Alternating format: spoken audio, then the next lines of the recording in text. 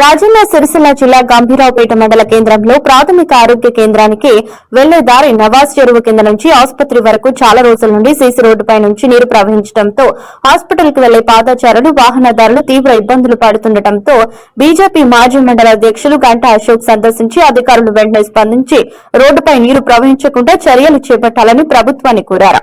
ఈ సందర్భంగా మాట్లాడుతూ ప్రభుత్వ ఆరోగ్య కేంద్రానికి వచ్చే రోగులు వివిధ సమస్యలతో చికిత్స కోసం వస్తున్న వారు రోడ్డుపై నీటి బురదలో రావటం ఇబ్బందులు పడుతున్నారు. తక్షణమే అధికారులు స్పందించి రోడ్డుపై నీరు ప్రవహించకుండా చర్యలు చేపట్టాలని అధికారులను కోరుతున్నారు.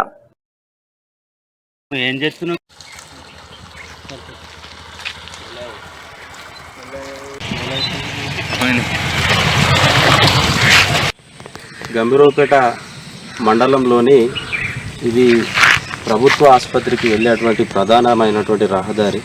మరి ఈ హాస్పిటల్కు రోగులు ప్రత్యేకంగా అనేక జబ్బులతోని ఇక్కడికి రావడం జరుగుతుంది. మరి ఈ హాస్పిటల్కి వచ్చేటువంటి మెయిన్ రహదారికి ఆనుకొని ఆల్మోల్ చెరువు అనేది ఉన్నది. ఆ చెరువు నుండి దాదాపుగా పెద్ద మొత్తంలో వాటర్ గల్లిస్తూ బయటకు వస్తూ ఉన్నది.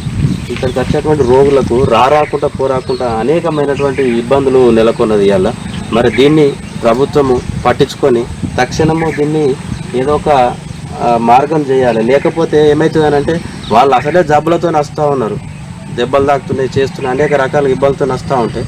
మరి వాళ్ళకి రాకుండా పోరాకుండా బండ్ల మీదకి పడడం కానీ యాక్సిడెంట్లు జరగడం కానీ అనేక సమస్యలతో బాధపడుతూ ఉన్నారు. కాబట్టి తక్షణము మరి ఈ యొక్క దాన్ని రిపేర్ చేయాలి అని చెప్పేసి సందర్భంగా తెలియజేస్తున్నాను.